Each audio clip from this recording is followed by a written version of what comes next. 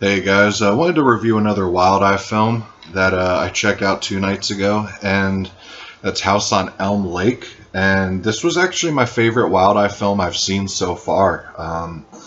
It says here on the back quote, "Nightmare on Elm Street meets Amityville Horror." Now I did see Amityville Horror elements, but I don't get the Nightmare on Elm Street link there. But that's okay because it reminds me of some other movies actually. It's the general plot is it opens with this dude, and he sets his wife and a daughter on fire, and it's really reminiscent of the Evil Dead remake, the very beginning of that, where the old man's setting his daughter on fire.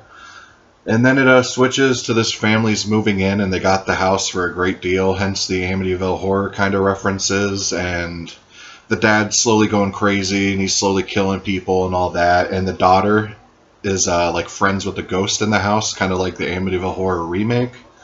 So there's that whole thing going on, and the mother, she ends up finding this scrapbook that kind of tells the whole history of the dude in the beginning and kind of the evil history of this house and all that. So that's really interesting, but that's all I really want to leave it at. Now, I wasn't expecting to actually be freaked out, but there was some actually really freaky parts in this. There was a lot of scenes that were really reminiscent to The Exorcist, I thought, or not The Exorcist, I'm tripping, Insidious. Like, Insidious 2, where there's the ghost of the woman and she's kind of just walking around the house, real creepy like. There was a lot of moments like that in this. There was like some scenes where the editing was done really well, where like a girl will be chilling there, then out of nowhere, this like ghostly woman will kind of just drift into focus, and it was actually kind of creepy.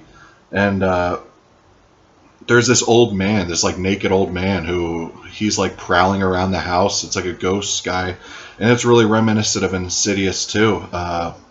He keeps saying "get out" and all that, and yeah, there was actually some freaky parts involving those two characters. I was shocked at how actually freaky those characters were in this, and it actually kind of had an uneasy feeling to it. And the gore was good. There were some really good cutaways. Like there's a scene where the dad like basically kills this dude with he's working on a car, and he kind of kills him with the hood of the car, and it cuts to some nice looking blood and everything. It's actually really well done.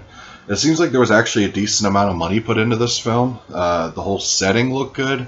There's like a cult type element to it with this shed in the back and all that, and the ending of it involving the shed was kind of cool. There were some really good effects involving that. It's a pretty short movie. It goes by pretty quick.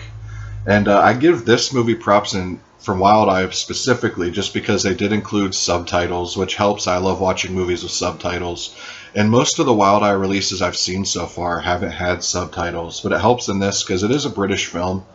But you can pretty much understand what's going on there. And there's some creepy scenes. There's like a babysitter that comes in, and that's kind of harks back to the Amityville Horror remake because there's some like creepy ghost parts with that babysitter. And yeah, like I said, I was shocked at how freaky this movie actually was. Definitely my favorite wildeye film so far. I can't imagine any of them passing this because I thought this movie was really well done. Definitely worth the $10 if you see this at Wally World, which I think I've seen this at Walmart pretty recently. So if you do see it there, I definitely recommend picking it up. I really thoroughly enjoyed this. The music was good, effects were good, atmosphere was good, the acting was good, besides the little girl. Wasn't a fan of the acting of the little girl, but that's, to be expected, A, with a low-budget film, and B, with child actors in general. But yeah, definitely worth your time. Don't let the whole Elm Lake name fool you, though. There's nothing really Elm Street about this movie at all. But yeah, like I said, I got huge Insidious and Amityville Horror kind of feelings during watching this. And this cover is a really good representation of the movie. Because I know with wildeye, a lot of the times the covers don't exactly match the quality of the film. Whereas this movie, I think, matches the cover pretty well, actually. Like this doll and everything is in it, and there's some cool effect shots too. Like one that just came to mind that was really memorable to me is the dad. He's like laying in bed, and these arms start coming out of the mattress and kind of grabbing him and all that, and it was pretty cool looking the way they did it. But yeah, I definitely recommend this. But anyways, guys, peace.